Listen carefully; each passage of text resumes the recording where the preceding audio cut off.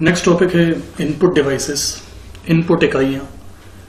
Computer system से जुड़ी हुई वो डिवाइसेस, वो इकाइयां या प्रणालियां जिनके थ्रू यूजर बाहरी डेटा कंप्यूटर सिस्टम के अंदर पहुंचाता है, उन डिवाइसेस को इनपुट डिवाइसेस के नाम से जाना जाता है। कंप्यूटर सिस्टम के साथ जो इनपुट डिवाइसेस ऑलमोस्ट कंपलसरी मानी जाती हैं वो कीबोर्ड और माउस है, जिसे कंसिस्टेंटली हम कंप्यूटर सिस्टम के साथ यूज करते ही हैं। कीबोर्ड के through text data computer system में इनपुट किया जाता है, वहीं माउस के थ्रू इंस्ट्रक्शंस प्रोवाइड किए जाते हैं सिस्टम को। कीबोर्ड और माउस के अलावा भी कई सारी डिवाइसेस हैं जो बाहरी डेटा को कंप्यूटर सिस्टम के अंदर पहुंचाने का काम करती हैं, जैसे स्कैनर, लाइट पेन, को कर्सर, जॉयस्टिक। बहुत सारी ऐसी डिवाइसेस हैं जिसके थ्रू बाहरी डेटा कंप्यूटर सिस्टम के अंदर पहुंचाया जाता है। बात यह है कि जब भी बाहरी डेटा कंप्यूटर सिस्टम के अंदर आएगा तो उस प्रोसेस को इनपुट कहा जाता है, और इस इनपुट प्रोसेस को करने के लिए जो भी डिवाइसेस हमारी हेल्प करेंगी वो डिवाइसेस इनपुट डिवाइसेस कहलाती हैं। जितनी सारी इनपुट डिवाइसेस हैं उन्हें बेसिकली दो कैटेगरीज में डिवाइड किया जा सकता है। पहली category primary input devices. Primary input devices जो कंप्यूटर सिस्टम के साथ ऑलमोस्ट कंपल्सरीली यूज्ड होती हैं, जैसा मैंने आपको बताया कीबोर्ड, माउस, ऑलमोस्ट ये बेसिक इनपुट डिवाइसेस हैं जो कंप्यूटर सिस्टम के साथ हमेशा अटैच रहती हैं, तो इन्हें प्राइमरी इनपुट डिवाइसेस की कैटेगरी में रखा जाएगा।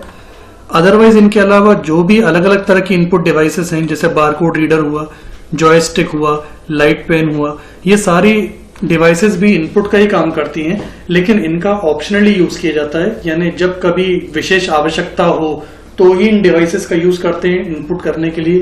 तो स्कैनर हुआ, जॉयस्टिक हुआ, लाइट पेन हुआ, ये सारी ही डिवाइसेस सेकेंडरी इनपुट डिवाइसेस की कैटेगरी में आती हैं। प्राइमरी इनपुट डिवाइसेस में सबसे पहले बात करेंगे कीबोर्ड की। कीबोर्ड कंप्यूटर सिस्टम का, जैसा मैंने पहले बताया, ऑलमोस्ट नेसेसरी डिवाइस है, और टेक्स्ट डेटा इनपुट करने के लिए ये कीबोर्ड हमें फैसिलिटी देता है। कई तरह की कीज इसमें अवेलेबल होती हैं जिनमें रिक्वायरमेंट के हिसाब से हम ट्रेस करके टेक्स्ट डेटा को कंप्यूटर सिस्टम के अंदर पहुंचा सकते हैं। वर्तमान में इनपुट करने के लिए ये सबसे अधिक प्रयोग किया जाने वाला प्रचलित माध्यम है। ये उपयोग करने में अत्यंत सरल तथा अधिक गति से इनपुट करने वाला उपकरण है। ये सारे कंटेंट्स आपके सामने लिखे हुए हैं ताकि आप इन्हें नोट कर लें और समय के हिसाब से, समय रहते हुए नोट्स बनाते चलें। एक्सप्लेनेशन में इनका करता जा रहा हूँ।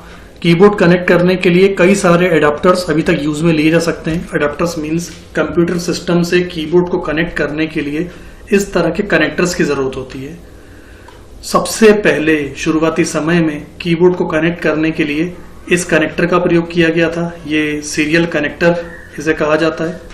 इसके बाद PS कनेक्टर का प्रयोग किया गया कीबोर्ड को कनेक्ट करने के लिए मशीन से। और अभी यूजुअली, हालांकि कीबोर्ड को कंप्यूटर से वायरलेस तरीके से भी कनेक्ट किया जा सकता है, मतलब बिना केबल के द्वारा भी कनेक्टिविटी कीबोर्ड से की जा सकती है। उसके लिए वायरलेस कीबोर्ड की जरूरत होती है, लेकिन यहाँ पर फिलहाल मैं अभी वायर्ड कीबोर्ड की बात कर रहा हूँ। वायर्ड कीबोर्ड को यूजुअली अभी कंप्यूटर से कनेक्ट करने के लिए इस तरह का कनेक्टर अवेलेबल है, जिसे USB कनेक्टर बोला जाता है, यानी यूनिवर्सल सीरियल बस कनेक्टर। तो कीबोर्ड को कंप्यूटर से कनेक्ट करने के लिए यूजुअली इन 3 तरह के कनेक्टर्स आज तक प्रयोग में लिए गए हैं। कीबोर्ड पर अवेलेबल हम कीज की अगर बात करें तो इन कीज में सबसे पहले हम बात करेंगे अल्फा न्यूमेरिक कीज की।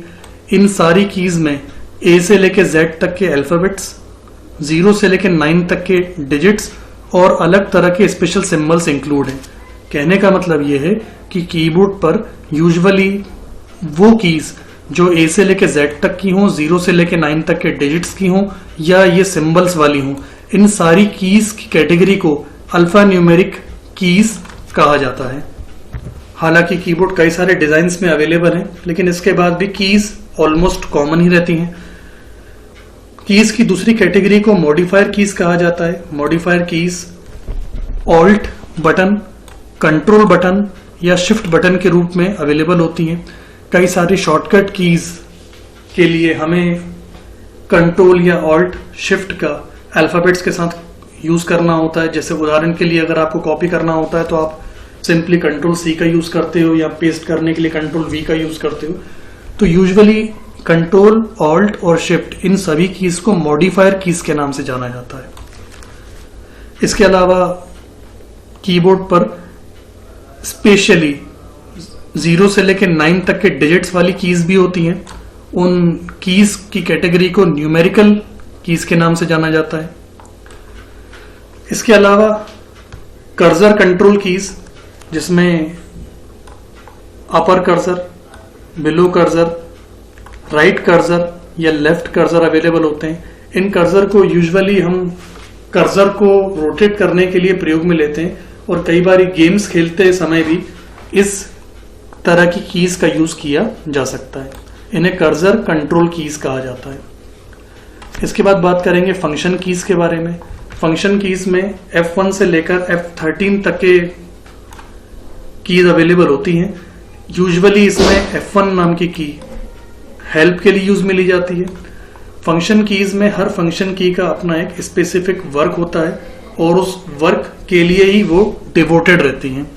इसके अलावा हॉट कीज के लिए भी फंक्शंस कीज का इस्तेमाल किया जाता है। इसके अलावा कीबोर्ड में कुछ स्पेशल पर्पस कीज भी अवेलेबल होती हैं, जैसे कि कंप्यूटर को यदि आप थोड़ी देर के लिए स्लीप मोड में रखना चाहें तो स्लीप की का यूज प्रेस कर सकते हैं। इसके अलावा वॉल्यूम की का यूज करके आप नाम से समझ जाइए, वॉल्यूम को कम या ज्यादा किया जा सकता है। तो कुल मिला के कीबोर्ड में जितनी भी कीज अवेलेबल हैं उन कीज को कुछ कैटेगरीज में डिवाइड किया गया है। अल्फान्यूमेरिकल कीज, इसके अलावा modifier keys, numerical keys, cursor control keys, function keys और special purpose keys. Next primary input device है माउस, जिसको भी ऑलमोस्ट कंप्यूटर सिस्टम के साथ अटैच रखा ही जाता है। कीबोर्ड की तरह हालांकि इसके थ्रू टेक्स्ट इनपुट नहीं किया जा सकता, लेकिन माउस पॉइंटर को कंट्रोल करने के लिए इस माउस डिवाइस का यूज किया जाता है।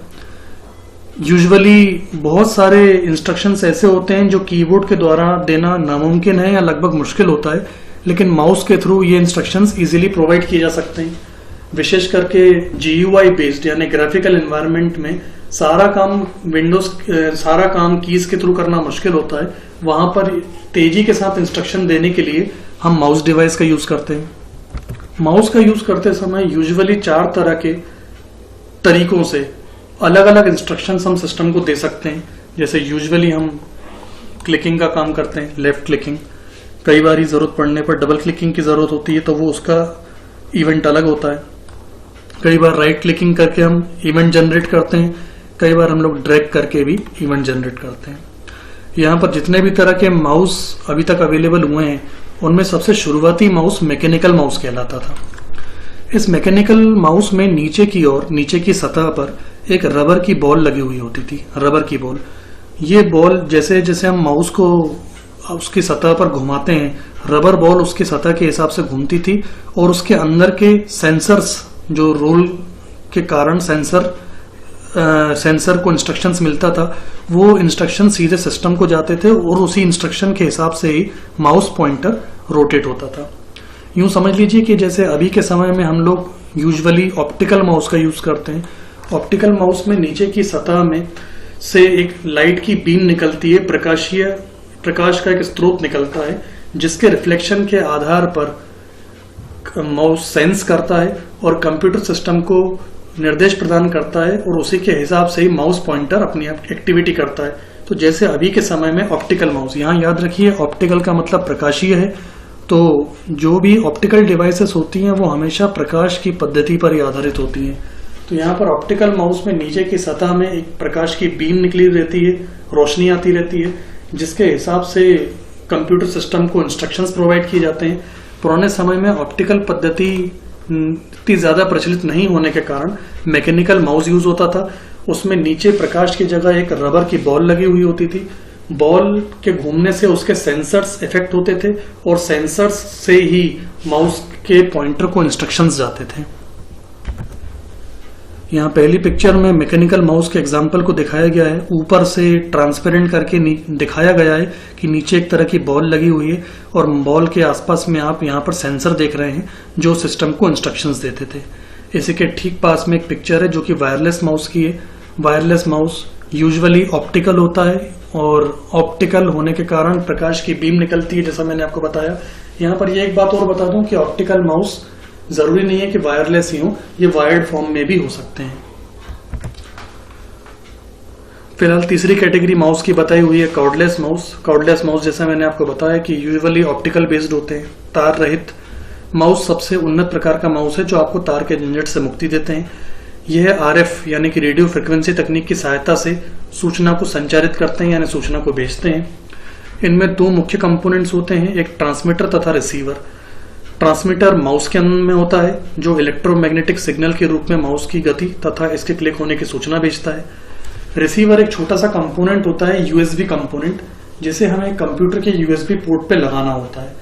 एक्चुअली होता यह है कि इस तरह के वायरलेस माउस जो भी इलेक्ट्रोमैग्नेटिक सिग्नल्स रेडियो फ्रिक्वेंसी के थ्रू भेजते हैं, कंप्यूटर पे लगे हुए रिसीवर के द्वारा ही ये सिग्नल्स रिसीव किए जाते हैं और कंप्यूटर सिस्टम इन इंस्ट्रक्शंस को इसी रिसीवर के थ्रू एक्सेप्ट करता है। तो ये थे कुल मिला के कुछ माउसेस की कैटेगरी। मैं आपको फिर समराइज कर दूं। सबसे पहले मैकेनिकल माउस, उसके बाद ऑप्टिकल माउस, और ऑप्टिकल माउस वायर्ड भी हो सकता है और वायरलेस भी हो सकता है। तो ये थी primary input devices. Next class में सेकेंडरी इनपुट डिवाइसेस के बारे में समझेंगे। सेकेंडरी इनपुट डिवाइसेस जैसा मैंने आपको बताया कि आवश्यकता होने पर इन डिवाइसेस का यूज किया जाता है और कंपल्सरीली इनका अटैच रहना कंप्यूटर के साथ ऐसा जरूरी बिल्कुल भी नहीं है।